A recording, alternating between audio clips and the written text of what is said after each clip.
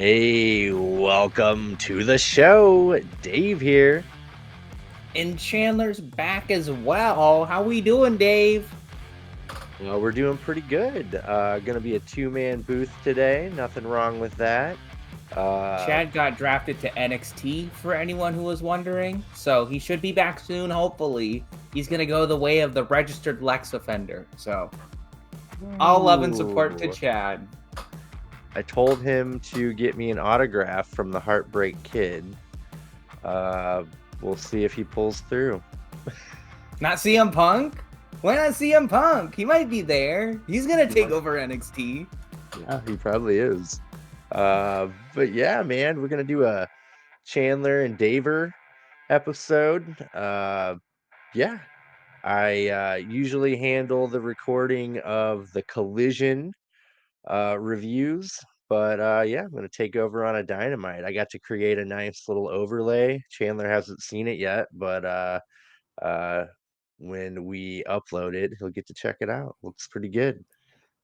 I'm excited. Now, I missed last week's Dynamite, and when we do collisions, we do them early in the morning, so we are a little bit rushed, but we got time for some news today. So, what's going on in the wacky world of wrestling? I know Backlash Francais is this weekend. I think it's Saturday night.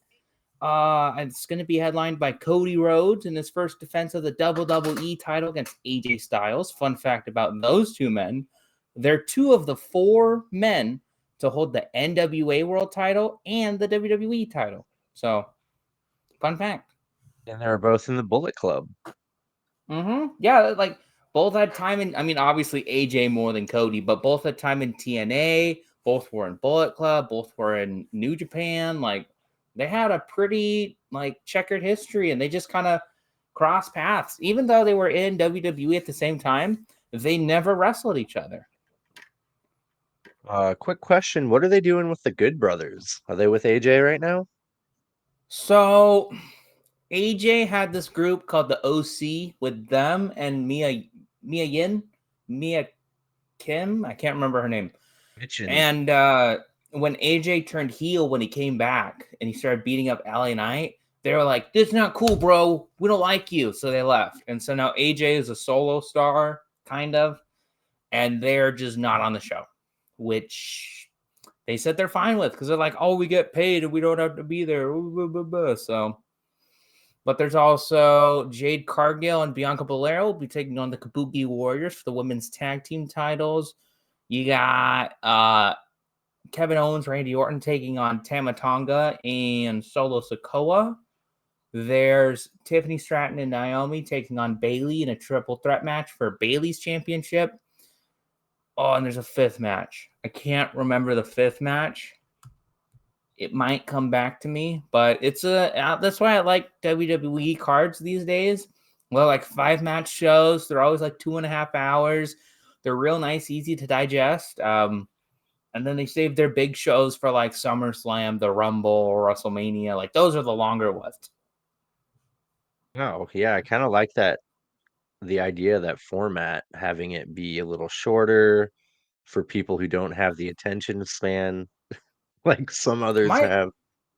my problem is, and that's just how the cookie crumbles with the job I have. I'm off at like 10 or 11 at night on Sundays. Then I have to watch a 4-hour pay-per-view, and then we get up at 8 to review it. That's kind of hard for me.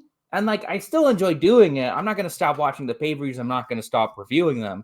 It's just a little hard. So if there was like an hour shaved off, it'd be a little bit easier for me. But we're getting into double or nothing season, baby. This is my first double or nothing. Isn't this like the biggest show for AEW?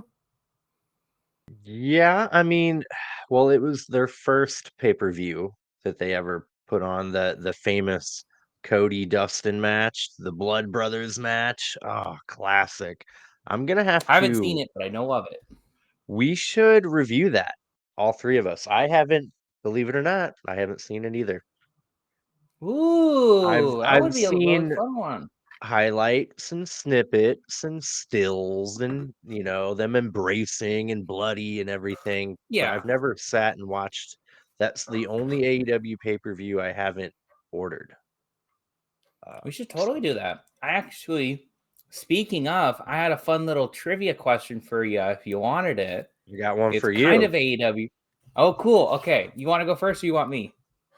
You go first. Okay. Who was, and I'll give you one hint if you want it. Who was the WWE champion when AEW was founded? January 2019. Yes. Oh, I'm gonna go with Bray Wyatt. No. Do you want a hint? Yeah. They're in AEW now. Uh, Miro. Brian Danielson or Wow. Daniel Bryan at the time. It was his so he returned and he kind of didn't do much. And AJ Styles held the title for a year, and then it was a week before Survivor Series, and they were going to do AJ Styles and Brock Lesnar too, because back then they had two world champions, and so they had them fight at Survivor Series. But Daniel Bryan turned heel, low blowed AJ Styles, and went on to Survivor Series, and it was Daniel Bryan versus Brock Lesnar. Great match, by the way. Fantastic work from both of them. And then this was a pretty long heel gimmick for Daniel Bryan because he turned the WWE belt into like a hemp wood design, right? And it was a heel. This is WWE, right? He was a heel because he said we should take care of the earth and we should we should try to protect it. Yep. So that was what WWE was on.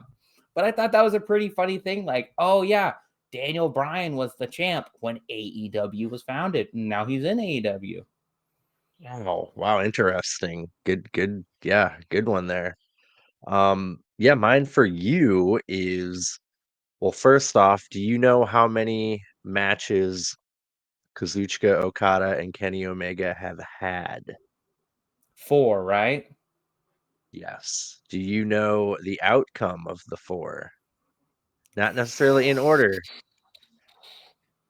I actually don't. And that's because I've always wanted to go and watch those and I don't know how they win. But I know, okay, I'm gonna guess. Because I know one of them was in a G1 climax. So I'm gonna say, at least in the G1, they tied. And I'm gonna say I know Okada's never kicked out of the one winged angel, because only one person's ever kicked out of the one winged angel. So I'm gonna say Kenny won twice, Okada won once. Is that correct? They've got two even wins apiece. Really? Oh, that makes it spicy. I'm clamoring all in. Ooh, okay. Yeah. Speaking of that, I mean, unless you got any more news, it's maybe we get into the show. You got anything else Yeah, that's going on right now? not too much on that front. I'd rather, yeah, get into this pretty great Dynamite that I thoroughly enjoyed. Yeah, I thought the wrestling for the most part was really good. I think there was one match that I didn't like, but in hindsight, it was like better, but not like didn't make the match good. It just was like, oh, that's why it happened. And we'll get to that. And then the storyline beats were excellent all across the card. So we'll get to those. Yeah, do you feel like they're kind of cooking a little bit? They turned up that heat a little bit. Crank, crank, crank. See, here's the problem, right? AEW always feels really hot, like the first 2-3 weeks after a pay per view, because you're like, it's new stuff, it's fresh, it's engaging, and then we get to like 2 or 3 weeks before the pay per view, and I feel like we're all just like, can we get to the pay per view, please? Like, it's like they almost over egg some of the things they're cooking. So I'd say yes, they are cooking right now. I like a lot of the stories they're telling. I find them very interesting. I just hope they can continue that until the pay per view. I think the fact that we're a mere, what, 24 days away from Double or Nothing, the turnaround on pay-per-views now, they're coming out of the gate after a pay-per-view cooking hot. And like you said, they kind of taper off. But now that it's so close to another one, I think they're gonna hold that. I think it might be retained a little better. They're already announcing what, like four matches for the pay-per-view? Am I right? Let's see. So we got the world title match, we got the women's title match, we got the international title match, right? Yeah, because it's gonna maybe be. 3. But I'm Osprey. sure they'll have more. That's Osprey, Strong, Storm. Oh, and then Monet and Willow. So yeah, Monet, Willow, Osprey, Strong, Storm, Deeb, and then Cage and Swerve. So yeah, that is 4 matches already, and 3 weeks away. minus the Willow Monet match. I'm actually pretty excited about the other 3, and that's just because I don't want to see Monet beat Willow. That's it. Yeah. But Yeah, I feel like they've never announced so many matches so far away from a pay-per-view ever. mhm. Yeah, they're trying new things, man. I think they're, you know, not pulling everything off, but some of it. Yeah. Oh, I think they're pulling a lot off. I'll say I think most of the things they're cooking right now are pretty dang good. Most of the things they're saying are pretty dang good. It's just like Jericho, I'm not too into right now. That's just me. Um, and I hate to say it, I'm not super interested in the TNT title picture right now.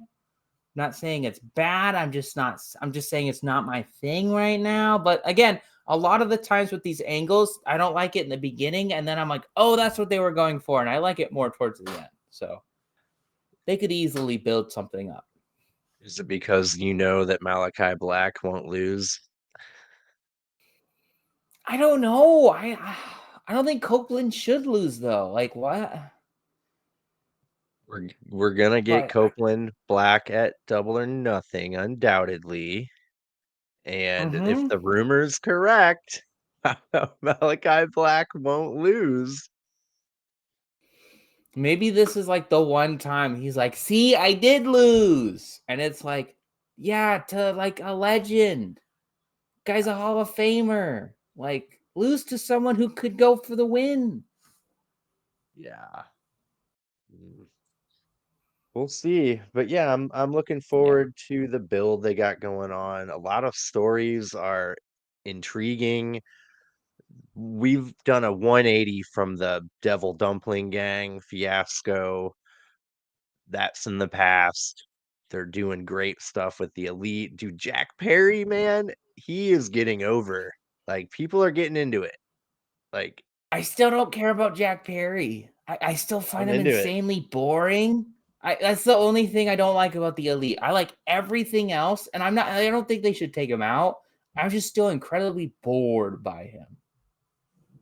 If you had the perspective of sitting through a Jungle Boy promo and listening to what he delivered on Dynamite, I think you would probably have a I'd whole appreciate him. nother whole nother outlook on this. Okay, He, I'll accept that. he his promos were dog shit. Dog shit. And his dad was a amazing actor. Go figure. So I don't know. I think he's come around, man, and that smirk, man. People are into that. It works. Like he's just like, hey, I'm an Mhm. arrogant little fuck. Like It's like people are like, "Oh, I liked that at Dynasty. I guess I'll just do it always. Like I'll just always smirk." apparently it maybe a play off a CM Punk gif where he like smirks and it's pretty famous, I think is what Observer Radio was trying to imply. Maybe. I know Taz made a Punk reference like earlier on in the show at some point because he said, "I think you changed the question, or you changed the questions, I changed the culture," which is like a kind of famous Punk thing that he said once. So they know what they're doing. And they're not chanting CM Punk at the Elite, so I guess it's working, right? Like it's one of those like if you know, you know, but they can just say it and people aren't really going to keep track of it, right? Right. Uh, but yeah, I guess we'll start from the top here. We got Tony Khan in the neck brace. Boo! I have real life heat with that guy right now. I don't like him. I'm Team Bucks all the way. So I don't you like that should they beat be up. you should be Team Jack Perry then, right? I'm Team Bucks and Okada. Except I don't like that they beat up Kenny Omega. So I might just be Team Kenny Omega right now. Okay. Okay, fair enough. We got little Tony Khan with a little neck brace, letting us know that he will be running Dynamite remotely. He's injured from the attack from the Elite, and uh-oh, the feed starts to cut out. Um, How unfortunate. How unfortunate. and I thought immediately, wait a minute, were they the undisputed kingdom all along? With that was the same. Well, remember when I was pitching where I was like, what if the Elite is the undisputed kingdom and they're just trying to steal the title back from MJF? I was like, if Kenny Omega didn't have diverticulitis, that would be a great story to tell. That would be really interesting. And it would make sense how they would do so much stuff with the production because they are the production. But I really like, I'm gonna just be honest, I loved the first like 10 or 15 minutes of Dynamite. Thought it was like a perfect start. I loved them cutting off Tony Khan, and I loved how they were like, we have a new intro for you guys, so check it out. And it's like 3 matches worth of promo pictures and videos, but it was so funny. I didn't care. Like this is the best Dynamite intro they've had so far. Yeah, they roll the elite centric intro. Loved it. Yeah, man. They're like, no, Tony, we have in the contract that if you're incapacitated, we run the show. Love it. I knew it was coming, and it's just the thing we needed. Yeah, real fun. Um, yeah, how do you like Tony Khan selling that at the draft? I thought it was funny. I didn't like what you said. He made one comment that really, you know what comment I'm talking about, Old right? Harvey. See, the thing is, right? You could have just called them Coke, and there are plenty of negative connotations with Coca-Cola already. Like, like you could have been like, oh, like not say this, but you could have been like, oh, Coke used to put cocaine in their soda, right? That's not good. Could that be a reference to when WWE used to give steroids to the wrestler? Allegedly. And then you could have been like, not to be too political, I'm just going to say Coke still has deals with Israel, which some people think is really bad. And you could have just left, like, you could have just left it at that. Like, WWE has a deal with Saudi Arabia that a lot of people don't like. Like, you could have just said Coke, and you still, like, some people would have got, like, oh, that is negative. But he just went for, like, a stupid low blow. And then, like, it's one of those things where it's like, you feel like a chihuahua right now, Tony Khan. Like, just shut your mouth sometimes. I'm kind of the same boat with you, but I'm the opposite. I like that he said Harvey Weinstein, but I didn't get the Pepsi Mm-hmm. part. Like, if you would have said Mm. another like person, I think that would have Yeah, that's the thing. It's like, why would you do Pepsi and Harvey Weinstein? been Like, a let's say if you person. really wanted to do yeah, do like we're the Mr. Rogers and he's Harvey That's Weinstein. what I Like, thought of. sure, you're patting yourself too much on the back there, bud, but Makes fine. That's what you sense. should do. But and it's one of those where like you're not selling AEW here, you're just trying to talk down on WWE. So like I think he needs to do a little bit better about talking good about AEW and not talking down on WWE. That's just all I feel. Cause like I still like AEW. I'm still gonna watch it. But when he says stuff like that, I'm like, I don't really want to watch AEW. Like it's a dumb comment, and I just have to like separate that. But you were talking about the neck brace. It is funny that he was selling it. It's funny that he was wearing it. It's a dumb comedy neck brace. So I don't want Tony Khan to be the hero in all of this, right? I just want it like have the end goal be whatever baby faces of Omega and Swerve and FTR and Osprey, whoever you want to throw in there, right?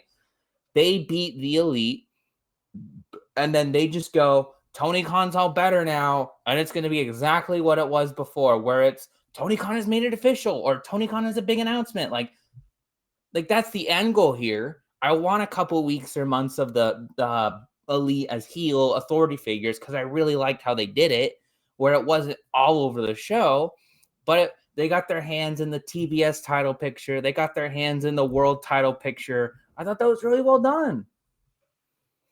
Yeah. They definitely needed a new storyline to kind of jumpstart interest, and especially with the ending of Dynamite, really, yeah, we'll get to it, but yeah, that really sucked me in. I'm interested. But yeah, we get the little Young Bucks reveal and then the Elite intro. After that, we get a Swerve Strickland promo. He calls out the EVPs and the Elite, calls it a bitch move again. He calls out his next challenger for the AEW title, and lo and behold, the Young Bucks pop on the screen and say Swerve needs some humility for bad mouthing them. And they have the perfect opponent for Swerve. Out comes Christian Cage. I definitely popped for that. He's been away for a good minute. Like, that's what Jericho needs to do. Go away for a few months and come back. Like, oh, We haven't seen it was the week or so after Revolution, I want to say. So it's been a month or two. It has been a minute since we've seen Christian, and I wasn't expecting Christian. I think I was pitching it last week that I was saying do Hangman Page and have that be the big feud for Double or Nothing. But I'm all for Christian. I think it's a good choice. here's AEW doing it again. They're giving us something we didn't think we wanted, but now we know we want. Like, they're great at that. So, Yeah. And not to get too far into the promo, I really liked how they built upon the history that not only Christian has with Swerve, but Nick Wayne has with Swerve. Because I honestly, like when I saw Christian come out the first time, the first thing I thought of was, oh, the all in match where Swerve lost. Like Christian's going to bring that up. Like the biggest stage I've ever seen. And you lost that match for me, Swerve. Like that's pretty good heel heat. And then he was like, you battered my son all around. You bloodied him. Your friend wore his bloody shirt. Like that was brilliant. I like I said, I loved the first 15 minutes or so of the show because I was like, Christian's a great challenger. It'll set up a perfect babyface overcoming all the odds. And I think Swerve will be like, I'm looking forward to it. yeah, I agree. He brought up all the old history, breaking into the wrestling school and leaving Nick Wayne in a puddle of blood, losing the All In match, the coffin match. Man, yeah, that was good. We had I loved that match. Like that. So I think that was my second AEW pay per view or like show I've ever seen because the first one was Forbidden Door. Um, but like instantly I saw Swerve's entrance and I was like, that's where I fell in love with him. Like that's where I was like, this guy's cool. This guy's really cool. And I like if I'm gonna keep watching AEW, I'm gonna keep my eye on this guy. And I'm glad I did because Swerve is still one of my favorite wrestlers. Yeah, I agree. What a champ we got right now. He looks so natural with that belt on his shoulder or around his waist. And I like that they turned him face and he's a good guy. Well, good enough. He admits his faults and what he did before. Yeah, all good stuff, man. Really into it.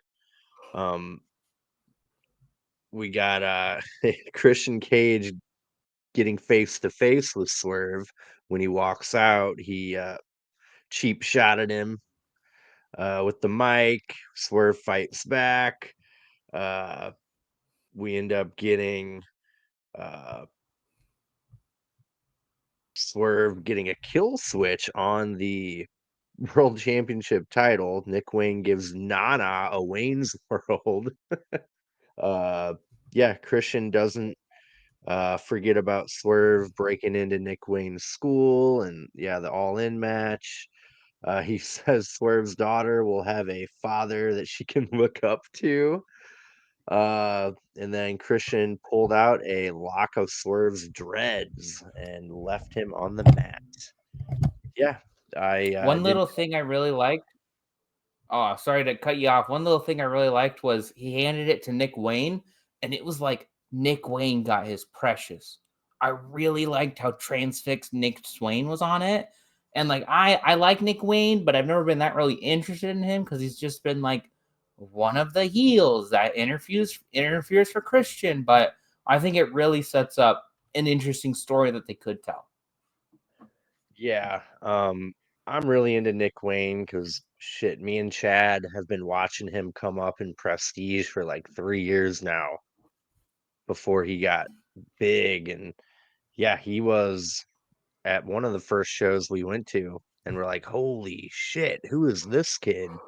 And then we figured out, oh, wait a minute, he got a contract for AEW and the Darby Allin thing. Yeah, uh, great stuff. Um, yeah, that lock of hair, man, he looked like he got what he wanted there. So yeah, they had a lot of history, Swerve and Nick Wayne too, and Defy. Yeah, I hope they tap into that. But this is definitely I thought it was a really hot opening, and I'm definitely really intrigued for this going forward. After that, we get a House of Black promo. They say it can be any one of them to face Copeland for the TNT Championship match. It ends up being Buddy Matthews, which I thought it was decided that anyway. Yeah, this really annoyed me because they said that on Collision. I remember even being like, "Oh, it'll be Copeland and Buddy Matthews at Dynamite," because they started it out in the first part of the show like it could be any of the three, and then like right before they ended, they were like, "It'll be Copeland versus Matthews," and then like now they're like, "It'll be any of the three." So do they just plan on no one watching Collision? Is that what they're getting at? Collision had good numbers. They had like 640 really great 18 to 49 demo. Yeah, like people did watch it. So yeah, I don't know what they were thinking. Uh Mm-hmm. yeah, then we get the match here. Uh yeah, we get some good mat wrestling to start off with, kind of a slower pace. Buddy Matthews gains control with a bulldog choke to Copeland. Things get more and more physical as both men punish each other.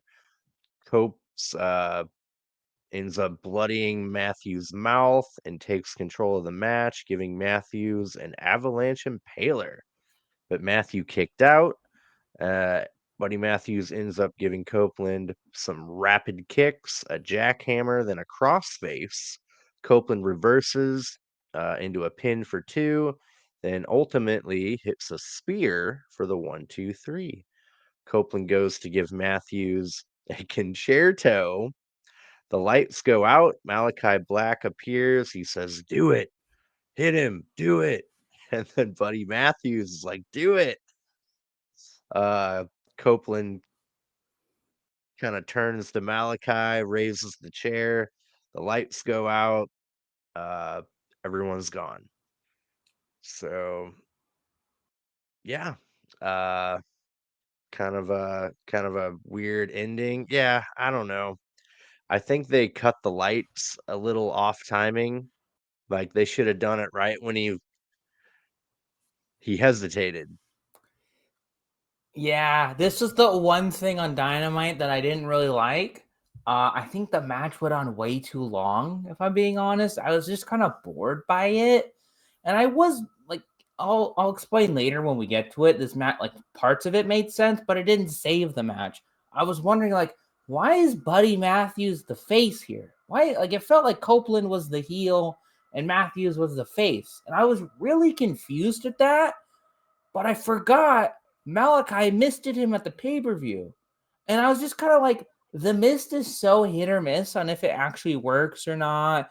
Or like I didn't see it, but Julia Hart, it worked immediately. Sky Blue, it took 2 months. Willow, it didn't work at all. So with Copeland, I was like, oh, he just misted him, and that's how he won, right? I didn't think it would actually have ramifications. And luckily, we got a promo afterwards, and you can see Copeland's out of it.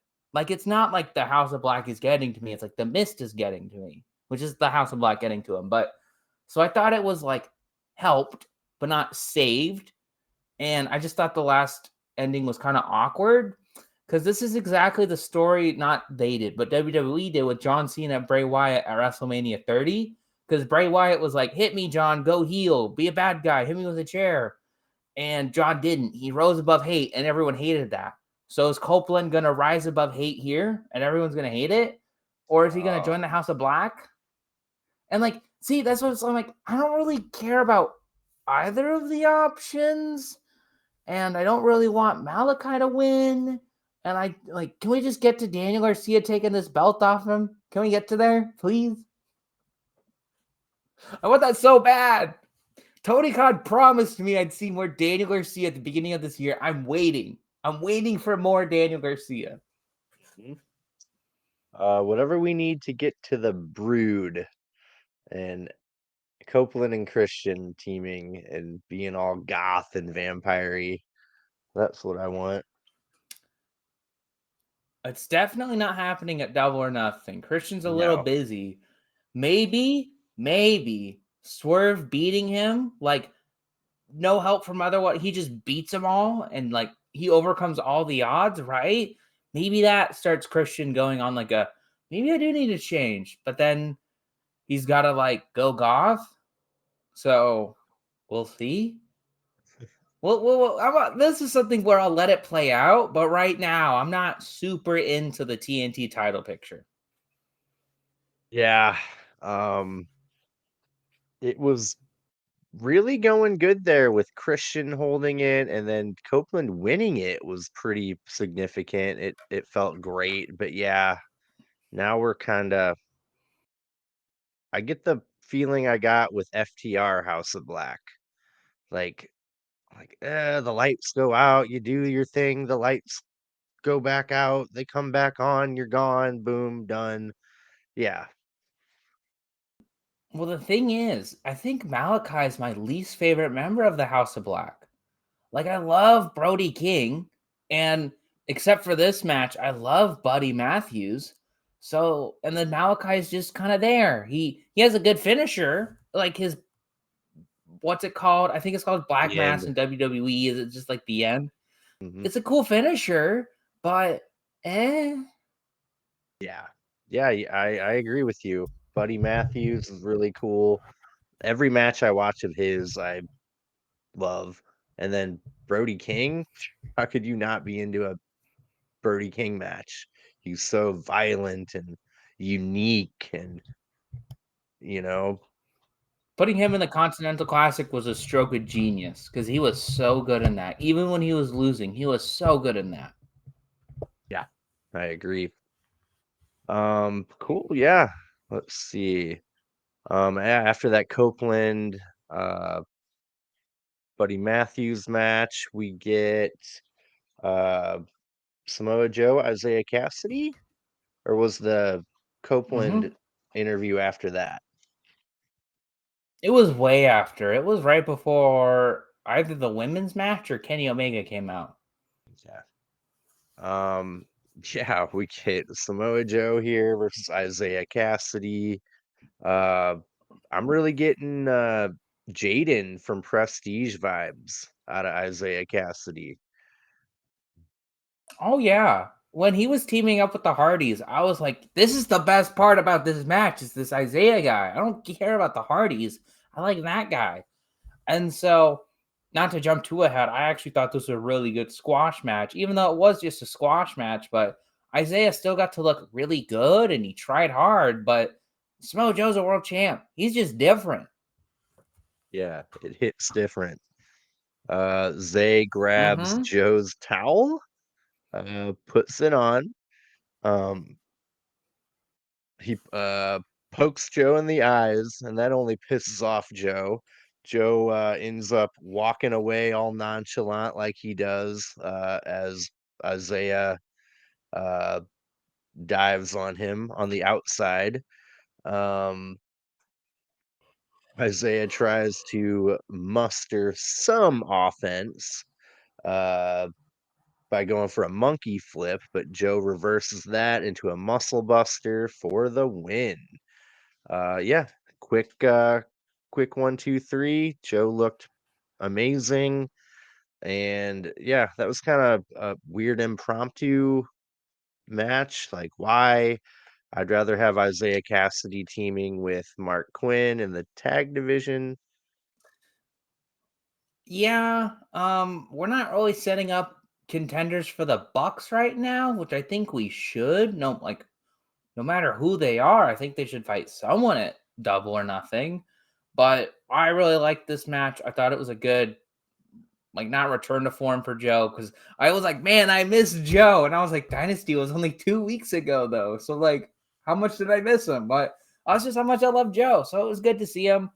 I was entertained by it because Joe has the best squash matches, and I really liked that it was against an actual guy on the roster. Like, sure, it's part of a tag team, but Isaiah Cassidy is someone other than local talent. So I really, really like that. Was like, I hate to be like, that's my favorite part about this, other than it was really entertaining.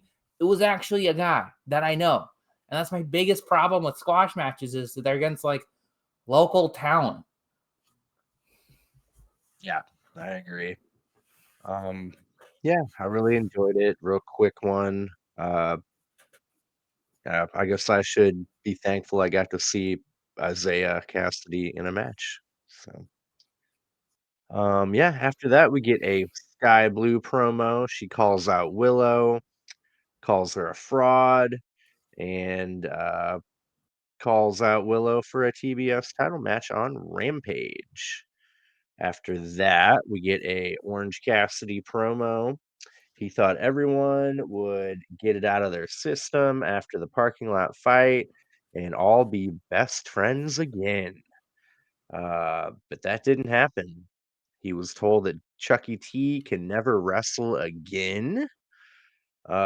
He says the next time he sees Trent, and then Trent interrupts. He says it's all OC's fault. He's selfish. Orange Cassidy charges Trent, but security stops him. Uh, Trent calls him selfish again, and Orange Cassidy's got to make everything about himself. And then Don Callis walks out. He walks over to Orange Cassidy, whispers something in his ear, and they both walk to the back together. Man, that really got me thinking. Mm-hmm. So I have not been into this feud at all, just because I never liked Trent. But like before Callis came out, I was already like, oh, I'm kind of interested in this because like either in kayfabe or maybe Chucky's just done and wants to retire, but he ended his career. So we'll go with that. He ended one of their friends' careers, and Orange Cassidy is kind of fired up for once. He's like, I'm gonna kill you, man, and he sees him and he drops his mic and he just runs after him. I thought that was really good. One thing that I thought was weird was like security stopping Orange Cassidy makes sense because they don't want a fight to break out. But why would Chris Statlander stop him? Right? Like, wasn't Chucky her friend too? Right? Maybe she just wanted to see them kill each other, but like that didn't make sense. Then Callus came out. What's that goober up to, huh? Man, could we get heel Orange Cassidy? Maybe. I don't know though. People like him so much as like his face persona. So I don't know how it would work as heel, you know? Maybe he would just like thumbs down instead of thumbs up. But if we're just talking about matches we might get, are we getting Takeshita Cassidy? Because they're doing what they typically do with Takeshita is they start putting him on Rampage and then they'll put him either on the pay-per-view or he'll have like when he beat or when he fought Swerve before Dynasty. They might do that where they're like, oh, it's going to be Orange Cassidy versus Takeshita. Winner gets Okada, right? Like something like that. So, Yeah. Yeah. Yeah, it could be, man.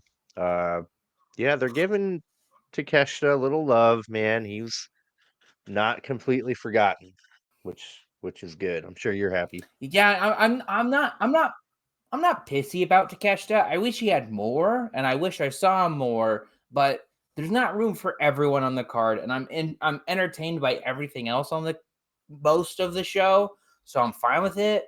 I think I'm more like, where's Danny Garcia? I think that's someone where I'm a little mad about because he had a really good push at the beginning of this year, and it seemed like they were really going to do something special with him, and the crowd was behind him too, which is like hard to get.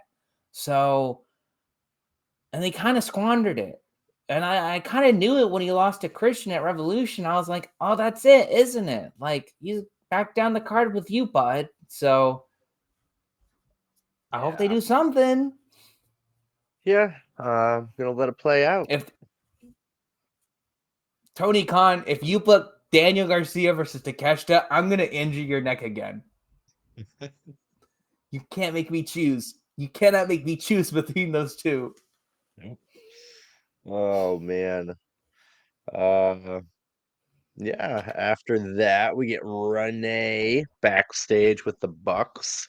Uh they ask if Renee's ran into an old friend. They've been looking for him. Ooh. Uh then they it, have Jack Perry come over. Jack Perry says he meant what he said when he wanted the best for AEW.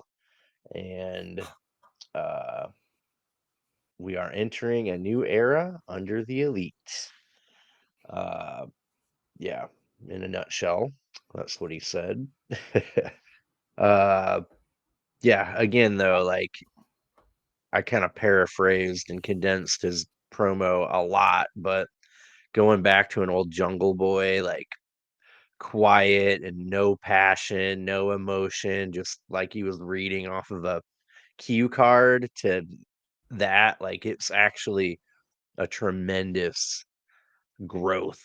That was a big critique of his ability was his promo skills. Like he could go in the ring, like everyone knows that, but his promos were shit. So yeah, I'm proud of him. Okay, I'll take your word for it. My favorite part was Nicholas being like, we've had enough screen time, so let's give it to the scapegoat, Jack Perry. I just thought that was funny. Yeah. Um, cool. Yeah. After that, we get an FTR for the world title match. Chris Jericho defending against Katsuyori Shibata. God, I love Shibata. Love Shibata. He is, if I had to go like Japanese, favorite Japanese wrestlers, Okada's my top. Shibata's three or two. And if I had to give a three, I'd probably go with mm, Yuji Nagata. I think I'm Takeshita, Shibata, Okada. I think that's my ranking right now. Okada and Shibata can flip, but like I think I just really love Shibata right now. Like I love everything he does. And I really didn't want this match because I was like, I don't want to see him lose to Jericho on Dynamite. Like I didn't want that, but they figured out a way to make it work, and I'll let it play out. That's as generous as I can be right now. I'll let it play out. Yeah, man, I just got professional wrestling vibes out of this whole thing, which I can't Oh, argue with. it was the goofiest match in AEW history. Goofiest. When he brought out the bag, I was expecting, oh, thumbtacks or glass this early, and it was hockey pucks. I was like, God damn it. But they used them pretty well. They like when Jericho would just grab one and chuck it at Shibata's face. I was like, ugh, why would and like Shibata was bleeding from it. I thought that was pretty good. So I'll give him that. Like it was better than I thought. And then I put the trash can spot, which you know about, you'll probably talk about. That might be the dumbest thing I've ever seen in anything ever, wrestling wise. Doesn't make it bad. Let me get that out there. Doesn't make it bad. It was just dumb.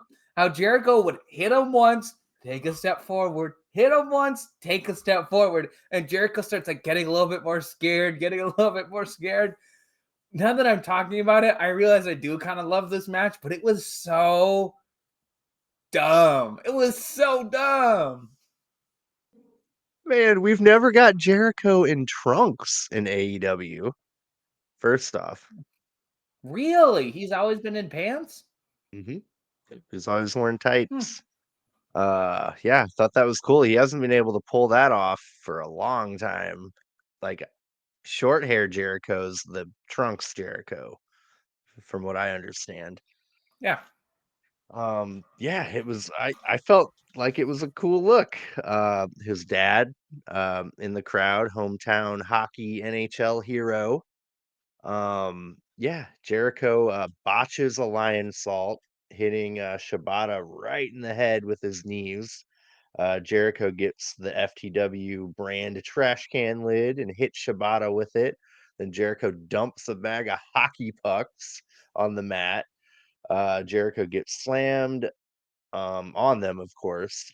They chop each other over and over and over, probably 30, 40 times, all the way through picture in picture. And then coming back in from picture in picture, they're still chopping. Uh, Jericho's chest looked like a bloody mess, bruised pulp. Oh, it was loved it. I was just like, I'm glad I watched it. I watched the whole picture in picture, just chop after chop. Uh, yeah, that got me hyped. Um, Jericho throws a hockey puck at Shibata's face, then gets him in the walls of Jericho. Shibata reverses into a figure four. Jericho gets out of it by just throwing a puck at Shibata's mouth. Uh, Shib- or Taz calls for the world soft crap. Jericho puts a trash can on Shibata's head and hits him with a kendo stick. Shibata no sells, like you said, and inches forward every hit. Jericho gets scared, and then Shibata ultimately headbutts Jericho while in the trash can. Uh, Shibata throws Jericho a kendo stick, and they both sit down. Oh, love this part, man. They proceed to hit each other in the ear over and over. Shibata suplexes Jericho using the kendo stick in between Jericho's leg as leverage to pull him back with. Uh, and then he goes and gets a table. Shibata counters the Judas effect with a sleeper hold. Uh, Big Bill comes out of nowhere. He interferes and boots Shibata and choke slams him onto the table. Jericho covers for the win, red chest and all. You can see Big Bill like saying, "Watch me, I got you. I want to join the learning tree." Uh, so yeah, I just got great fun wrestling vibes out of this. I'm not minding it. Yeah. I Now that we're talking about it, I did enjoy this match, but it definitely was the dumbest match I think I've seen in AEW so far. Again, that's not a bad thing. It was a lot of fun, but I'm not super stoked about a Big Bill Jericho team up because that means Jericho's going to be on TV a whole lot more. But maybe they'll make it work. Who knows? My favorite part about this whole thing was I really liked how pissed off Taz was at the beginning because he was talking about what the FTW title meant.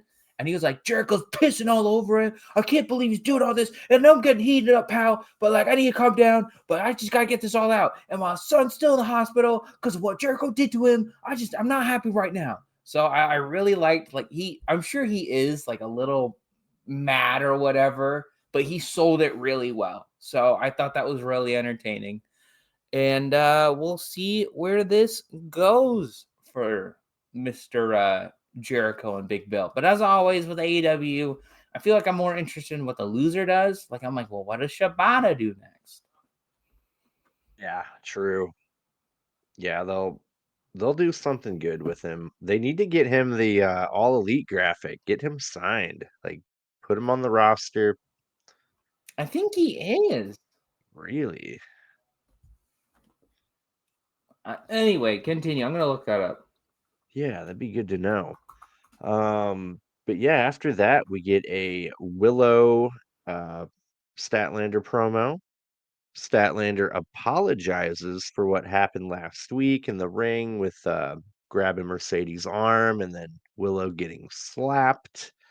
Willow is in a fighting mood. She says she's got something for Mercedes, and Willow's gonna massacre Sky Blue in Winnipeg.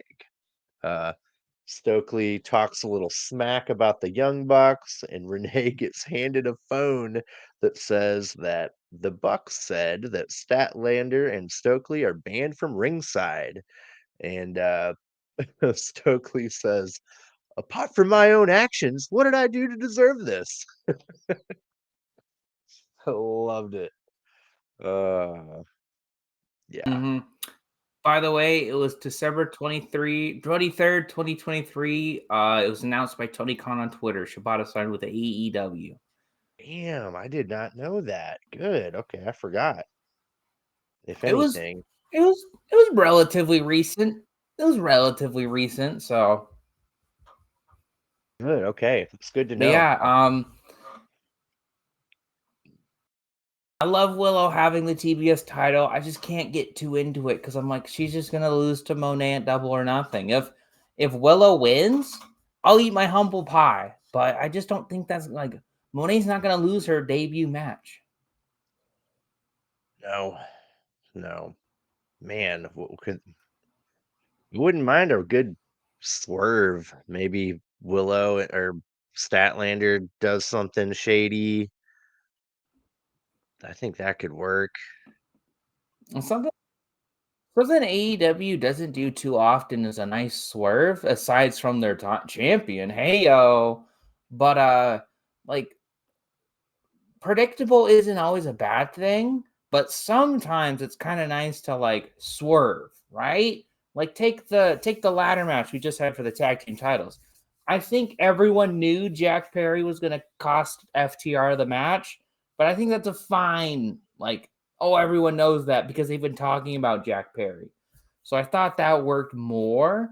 Whereas something like this, like Monet announced that she was going to go for the title like weeks ago at this point. So it'd be interesting if her hubris kind of got the better of her and Willow was just, no, I'm the better fighter. Like it wasn't just because I accidentally injured you, I am better than you. That'd be really interesting. Yeah, I kind of want that to happen now for sure. I don't want Mercedes. I'm not into her. Like they dropped the ball with it. They shouldn't have even had her on TV until she was cleared. They just need to let her wrestle and things will be okay. She just hasn't wrestled yet. And how worrisome is it that she might not even be ready yet? Like, I'm sure she'll be ready by Double or Nothing. Why else would they announce the match, right? yeah, yeah. Anyway, yeah, I'm not looking forward to it. I know what'll happen. I can't wait for our predictions. Gonna be Mm-hmm. Mm-hmm. gonna It'll be gonna be spicy. yeah. Cool. Yeah. After that, we get Claudio versus Brian Cage. We get a nice meat match. Uh, they try to knock each other down, but Cage gets the upper hand. Brian Cage hits a Tierras to Claudio. Claudio hits a backbreaker to Cage. Brian Cage suplexes Claudio from the apron to the inside. Love that when Brian Cage does that move. Just makes him look like a freaking beast. Uh, Brian Cage does a 619, then a discus lariat combo to Claudio. Claudio uppercuts Cage in the corner, and then Claudio hits a 619 of his own. Really liked that. Never seen him do that shit before. Claudio pops up for a big uppercut, then gets Cage in a giant swing into a sharpshooter. Brian Cage ends up tapping to the sharpshooter. Claudio wins. I was hoping for another handshake to kind of cement the Mogul Embassy and BCC alliance maybe moving forward. That didn't happen, but no one attacked each other either. So that's almost as good. Yeah, I thought this was a pretty fun match. Nothing like kind of how Chad says, it was just kind of a popcorn match. Nothing too important. This isn't going to set anything up for a couple weeks to come. It was just, we'll give Claudio a nice win. Have a good match. I liked the dual 619s. I like how they both had a discus lariat afterwards. And it was nice to see Claudio finally tap someone out to the sharpshooter because it is a really good sharpshooter that he's got. So that's kind of Yeah. all I had for this match. The next match, oh boy. Oh man, what a women's match. Good lord. Uh or did we get that weird little My only problem, I think it was the Copeland thing next. yeah, he was just kind of in a daze. O'Reilly walks up to him, right? And says he's got his back against the House of Black. Oh yeah, we had a Rocky Romero promo too. Uh, right after the Claudio match. Uh, let's see, the Didn't he Adam. just say he's not taking sides? Was that kind of just it?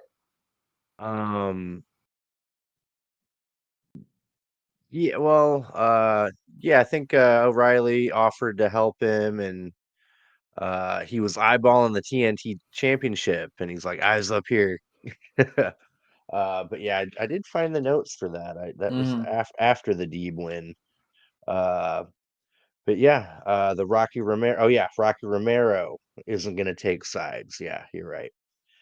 He's done with the best friends. He's gonna be a champion like he has been in other promotions, and he challenges Kyle O'Reilly for Rampage.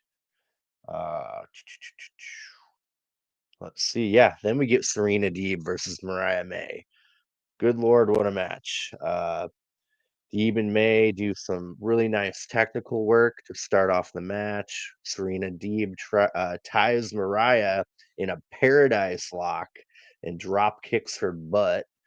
Uh, I love how they can make that thing look believable. Like there's no universe where you can tie someone up and they can't get out of it, but it looks so believable, and that really solidifies Serena Deeb's ability and her technical prowess. So really like that. Really drove that home. Yeah. Mariah May takes control by giving Deeb a headstand Hurricane Rana, then a drop kick. Mariah May gets a neck breaker off the ropes. Then she gets one in the ring. Deeb gives Mariah May an arm trapped lariat for a 2 count. Mariah May missile drop kicks Deeb, then gives Deeb a hip attack for a 2 count. Then May gives a knee to Deeb's face, but Deeb kicks out after a cover. Serena Deeb reverses a Mayday. Serena Deeb reverses a Hurricane Rana into a half crab. Uh, kind of turned it into a Serenity lock. Tony Storm throws in the towel. Um, so yeah, Serena Deeb won the match. Did the ref like acknowledge that the towel was thrown and that was the reason for calling it? That was it, right? Yeah. Yeah. Oh man, because I loved this match. I thought it was fantastic. Oh, sorry. Finish your thought. oh yeah, because Tony Storm didn't want to face Mariah for the title. I think that was by design. Maybe.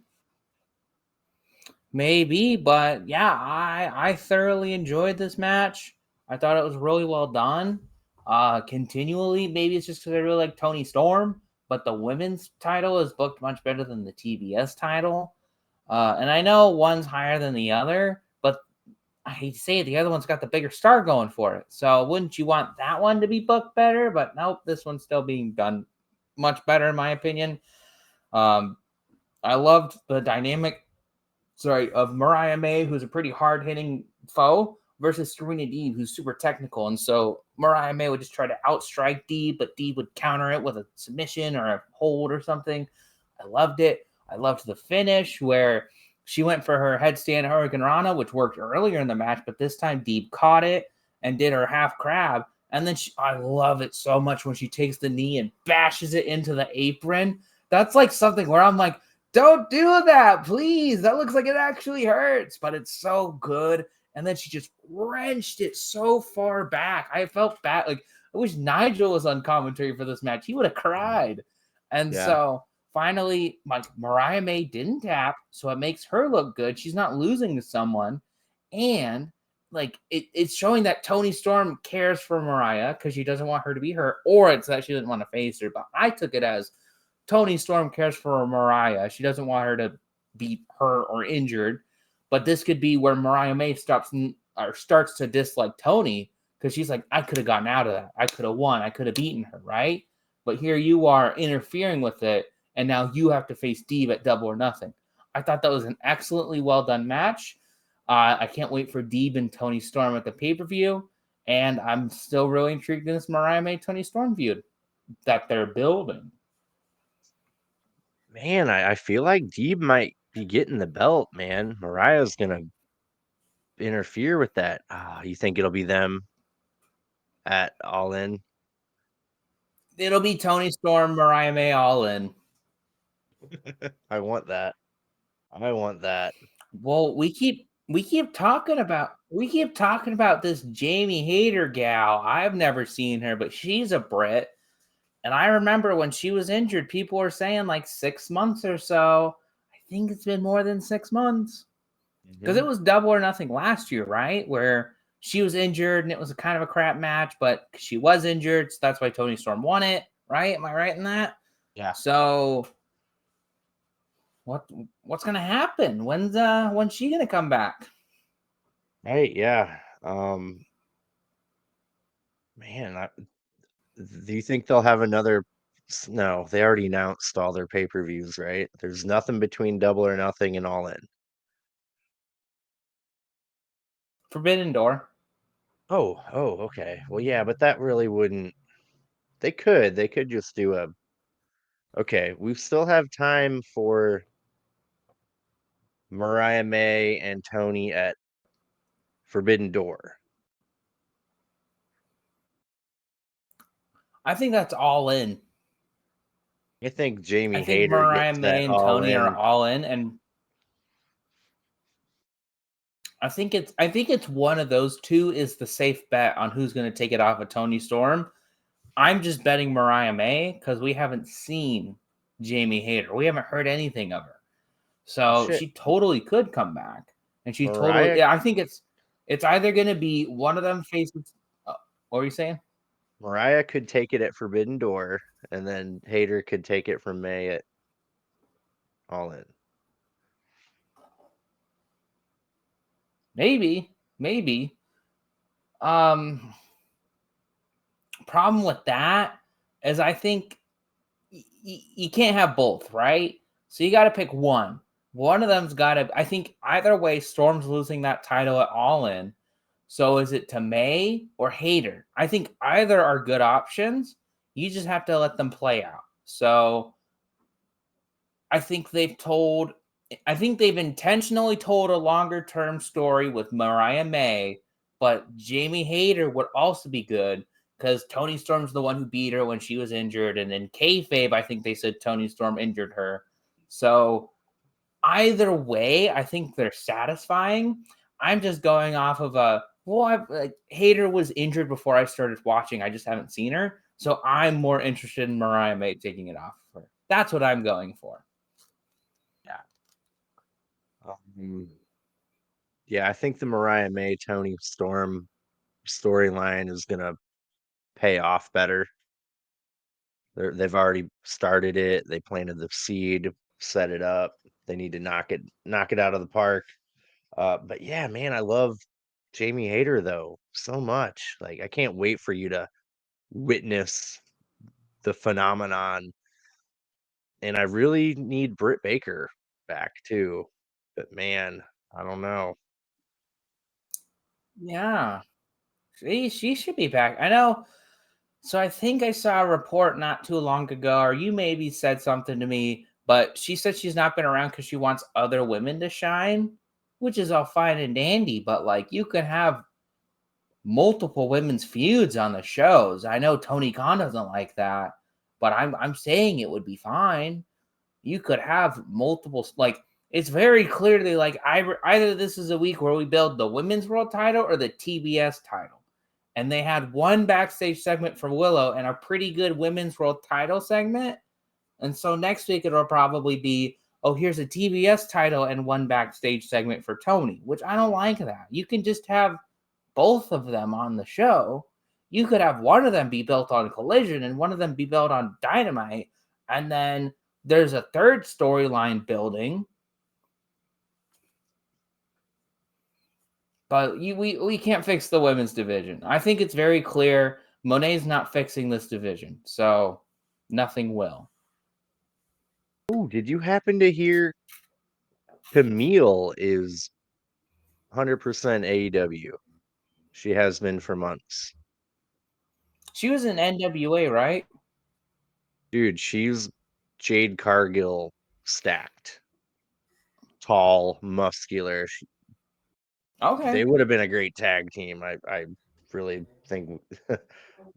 AEW missed out bad on that, but or rivals. But yeah, she's a brick house. Yeah, really excited that. Excited to see her. I remember hearing something about her going to WWE or she was backstage at some shows, but if AEW snatched her up, cool. I mean, I wish there was more time for the women on Dynamite, but it's cool that they're getting more faces. Yeah. Um, I do like Tiana Perazzo too. Um, Man, I feel like wasn't there a promo? Did we miss a promo for her? Something about making a Jersey girl mad with Thunder Rosa. I think I might have forgot to write that down too. That happened, right? They already fought on Rampage. They fought on Rampage like last week, so Okay. Maybe I'm uh, blurring everything together. Um, but yeah, so this leads us to our ending segment.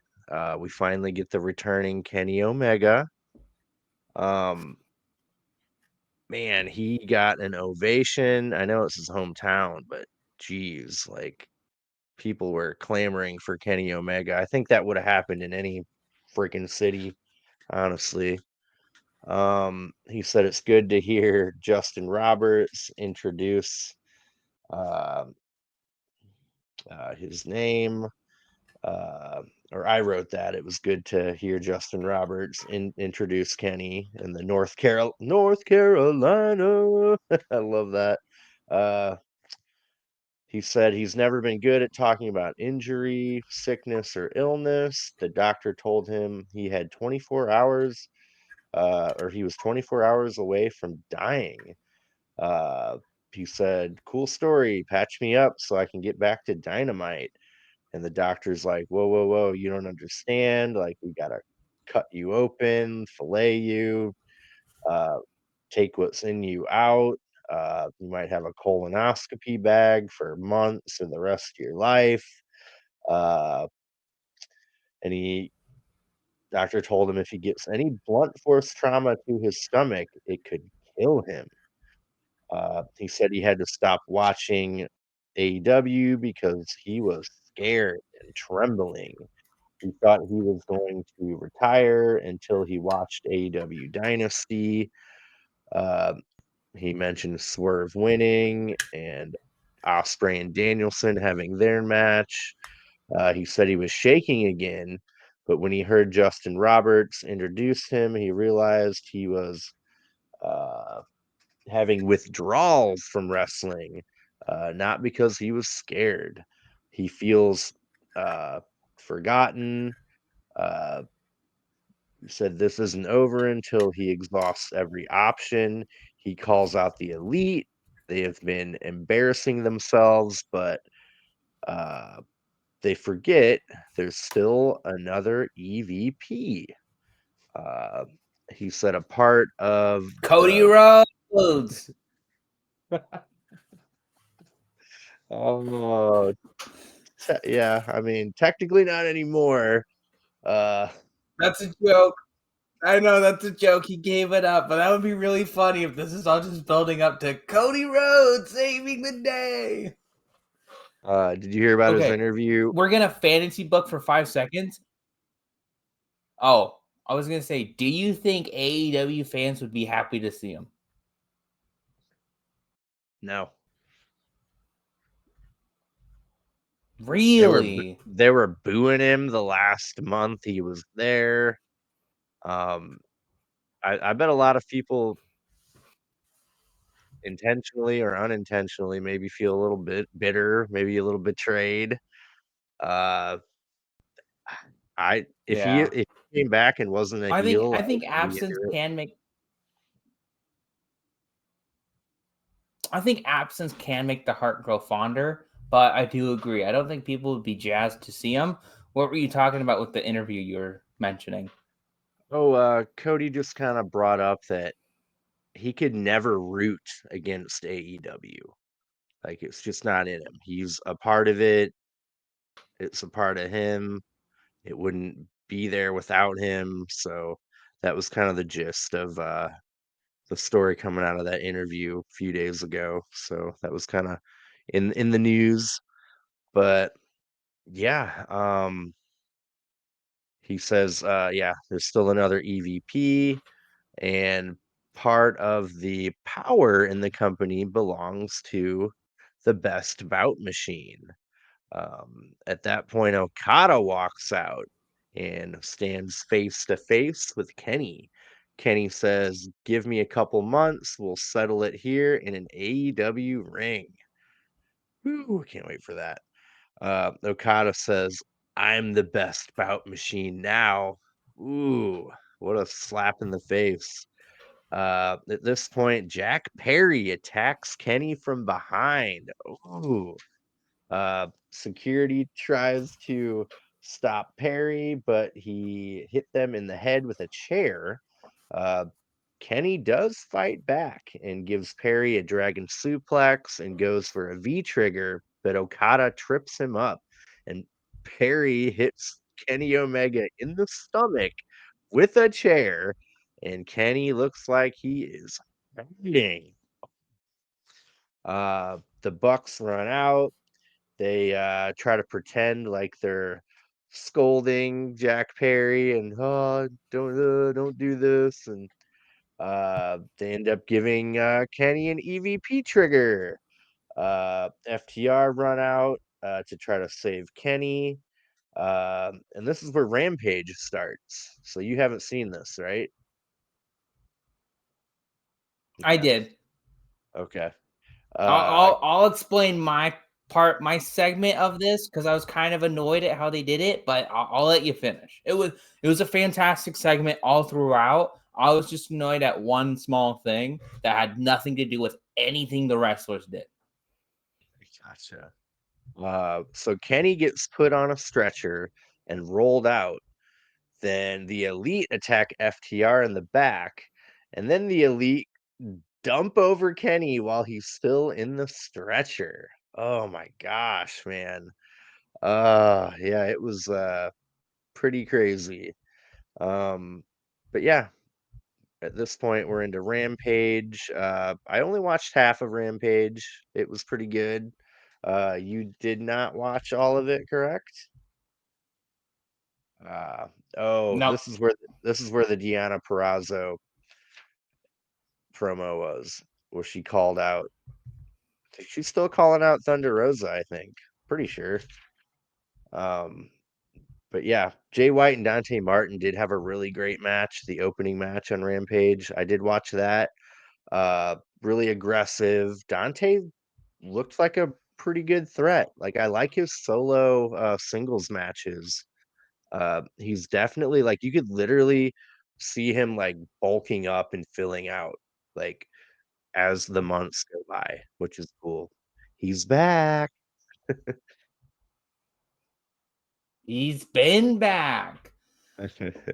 Speaking of people being back, I've not been watching AEW for too long. I think I only started watching weekly around like midway through October last year. But even just a little bit I watched of Kenny Omega being on the TV, he was fantastic. He is one of the best wrestlers of all time in this generation, whatever you want to say. And since he's been out with diverticulitis, there has been something missing from AEW. And him just coming out and cutting that promo was like, oh, it's him. He is the glue that holds this all together. And it's not his fault, obviously, because he had a horrible disease. But my issue was, I don't know a whole lot about diverticulitis. The only thing, except for I read it, I looked it up, and I read about it. The only thing I knew about it prior to Kenny getting it was Paul Heyman going on and on about Brock Lesnar beat someone in the octagon with diverticulitis. So in my head, I was like, if someone can win a UFC fight with diverticulitis, it's not that serious, right? But no, that's so incorrect. It is really awful. So I thought this segment was amazing, right? It's one of those perfect promos where you get a wrestler talking, like you hear the person underneath talking, and he's talking about what he's going through, the real life struggles. I think he meant everything he said. I don't think it was a work. So I loved it. And then when he was getting attacked by the elite afterwards, it really made it more impactful because it's like a simple chair shot to most people is like, ooh, yeah, that hurts, but they're going to make it to Dynamite the next week. But to Omega, after that promo he just cut, that, it's awful. It's worse than if they just bashed him in the head, right? Because that could kill him. I'm sure it was all fine and cleared and safe, but in your mind you're like, oh my god, that's terrible, this elite is awful, you know. um and I was gonna swear, I love how you can tell when the EVP trigger's coming and the crowd just kind of goes, because they did it like in the build up to the Sting match. They had Tony Schiavone down like that, and they just kind of held him down. They didn't do it to him, but I was like, please kick his head off. Please let me see what happens. Like, do this. So them like Kenny, like it was so sad how Kenny was like desperately crawling to the Bucks and he was trying to get their help. And then like they both grabbed his hands and the crowd just went, no. And then they killed him with the EVP trigger. I thought this was a fantastic segment, a fantastic promo from Kenny. Obviously, he's going to be away for a couple more months, so that's fine. I don't know. And it's his health, it's his business. He doesn't have to disclose it. I think he disclosed enough. We don't know what he's going to be doing with his diverticulitis. We don't know what he has done. I just hope he's doing the right thing. You know, of course, I don't want him to retire. Of course, I want to see him wrestle, and I want to see Okada Omega 5 at All In. We all want that. But all in all, I want Omega to be healthy. I want him to be like safe. And so I'm trusting them in that they're doing the right thing with this. But I thought it was a fantastic way to end the show. And I'm really intrigued about like, well, who's going to start taking on the elite? You got Swerve, you got Omega, you got FTR. Who else? I mean, that's a pretty good 4v4. I think you could easily throw Hangman Page on the elite side, so you could have another person to the good guys team. But all in all, I think this is really engaging right now. Yeah, man, one more for the good guys. uh, yeah, I really enjoy that they're giving me something to watch that I want to figure out what's going to happen next. That's really all they got to do, damn it. So, um, I'll, it's making me watch next week. Like, what are the elite? How does the elite respond to this? How, like, what do they have to say?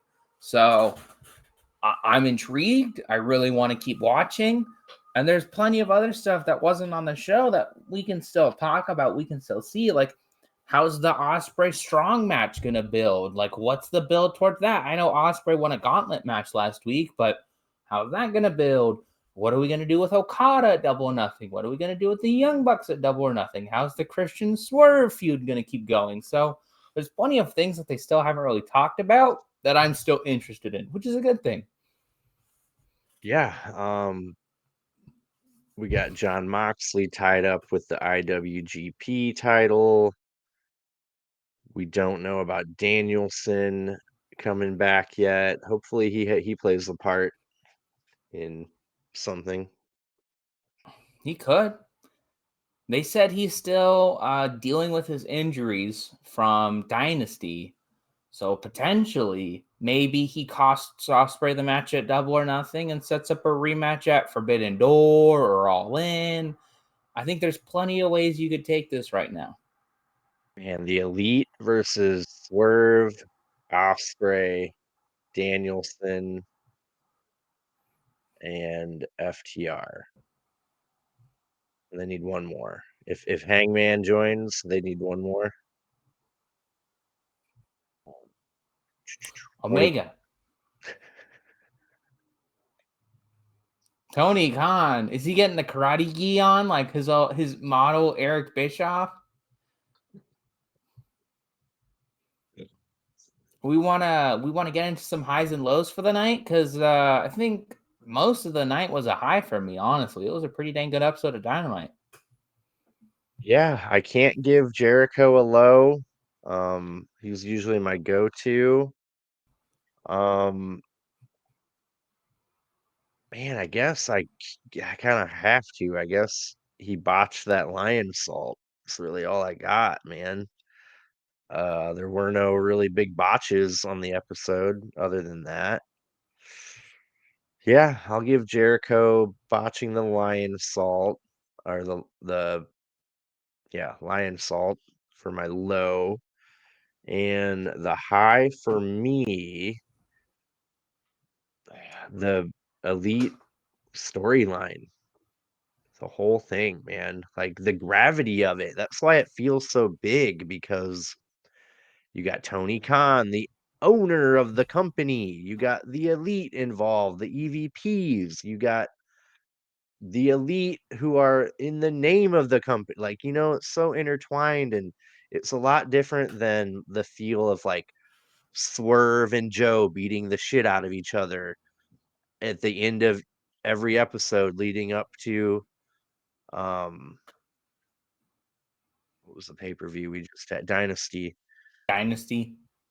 Yeah, it just has more weight, more gravity, and I really like that. I mean, we're not hitting NWO levels or like hostile takeover territory in any way, but it feels closer to that than anything I've felt in AEW. The Dark Order was supposed to be Yeah. like the menacing NWO evil heel takeover AEW thing, and that boy did that not work. Yeah. I think at most the elite should have one more person, and that only other person is Hangman Adam Page. Because it would fit with the heel turn he's already been on, and he's already been in the elite. Like I don't want to see Christian join. I don't want to see Joe join. There's no one else that I think should join if they add anyone else but Adam Page. Yeah, the only person that should join would be like a big free agent from the WWE, I think. Someone who popped up. Maybe, but that's hypothetical. That's fantasy booking. I think for me, my low, I'd give it to the Copeland Matthews match. I just thought it was really slow and boring and took too long. But I get what they're going for with it, so I'll give it that. It wasn't awful. It wasn't entertaining. My high, I loved that Omega segment, but just to be different and give it to something else, I really loved the women's match. I just think it should have had 10 more minutes. So Yeah. yeah, I'd Um, say really good episode of Dynamite overall. yeah. And I believe, am I correct? There's no collision? Pretty sure. Uh, they didn't announce anything for a collision. You I might think be it right. I think it got completely preempted. Nothing even airing. Let me see. Looking at upcoming AEW events. Yeah, looks like next is May 8th Dynamite. Yeah. So maybe we could review Funny enough, what's up? oh, I was just saying, funny enough, it's got like Danielson advertised, Soraya's advertised. We'll see if those people actually show up, but that's kind of interesting. Yeah, I'm cool with that. Yeah, we should just go ahead since we have no collision. Let's all watch the Cody Rhodes, Dustin Rhodes Double or Nothing match.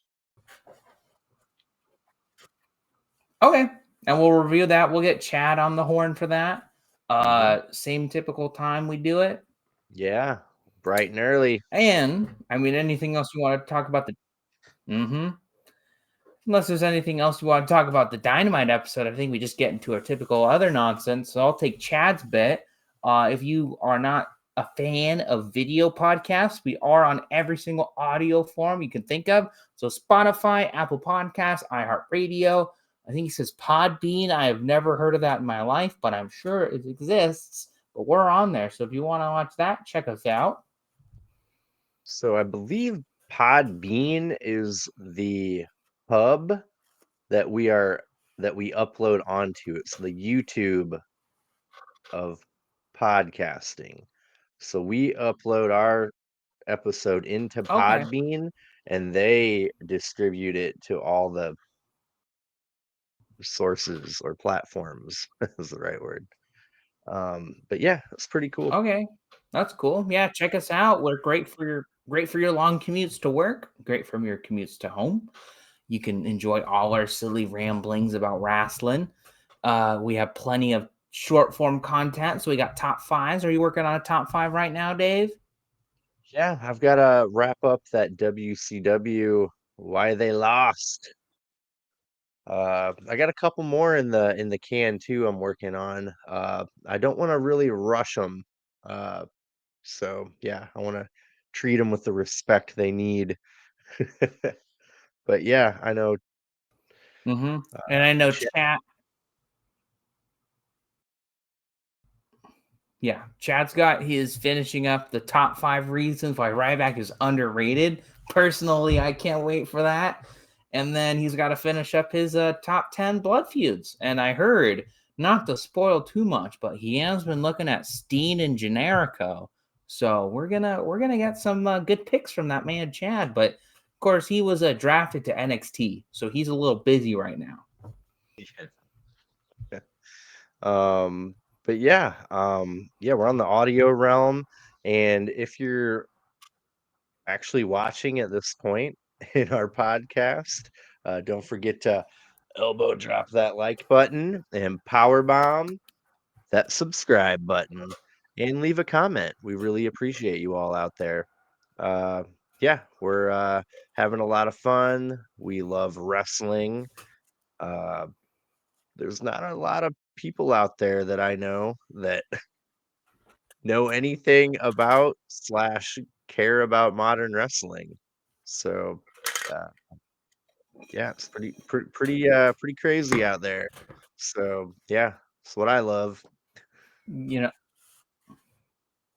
The Rock says wrestling is cool again, and he takes credit for it. But little does he know it's Grapple-Sauce, baby. We're making wrestling cool again. Yep. And read today The Rock may or may not have peed in bottles on the set of the Ryan Reynolds movie, The Red something. Red Notice. Yeah. And the Apparently, Ryan Reynolds and him got into big beef because he would show up like 5 or 8 hours late, which is like, I know you're the Rock Man, but come on, gotta make your deadlines. yeah, I can see Ryan Reynolds being like, dude, come on. Like, Anyone would be. Could you imagine if we were like, okay, meet at 8 o'clock, and I was there, and then we're like, oh, where's Dave? And then like 5 hours later, you're like, oh, I'm on, guys. I'm here. 1 where are a.m. you guys? Where are you? So I can understand Ryan Reynolds' beef with the final boss. Yeah. Oh, we forgot news. Drew McIntyre officially re-signed with WWE, so he is not AEW bound, unfortunately. No Drew Galloway. And probably no Becky Lynch either. Yeah, I don't. Why would anyone like? I'm being mean, but why would you leave WWE's women division for AEW's? Like, I'm sure you could get paid more, but why? Why would you do that?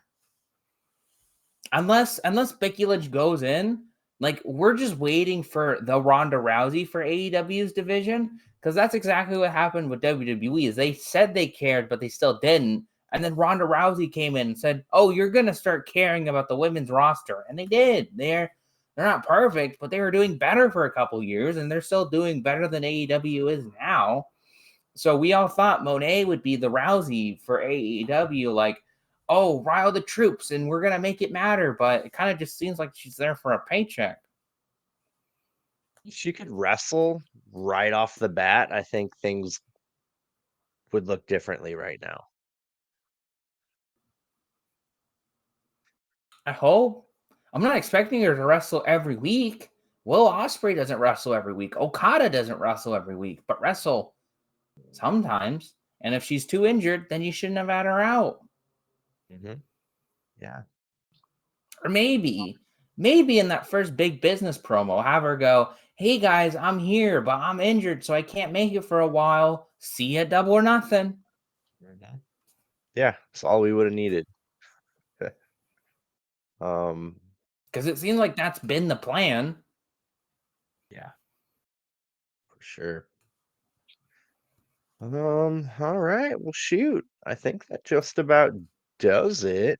We got our highs and lows, got a little news out of the way. Um, yeah, so let's review that Cody Rhodes, Dustin Rhodes, bloody double or nothing match. I'll let Chad know. And that should be a nice quick one for us to do. I like that. Cool. Yeah, All right. we get to talk about Cody Rhodes more, so I'm okay with that. Yep. Cool. All right. Well, I think that just about does it. Again, don't forget to like, subscribe, and leave a comment. And yeah, catch us on, I'm gonna say Tuesday morning, possibly Monday evening for our review of Double or Nothing, Cody Rhodes versus Dustin Rhodes. But yeah, if that does it, thank you, Chandler, for joining me. Thank you, Dave, for hosting.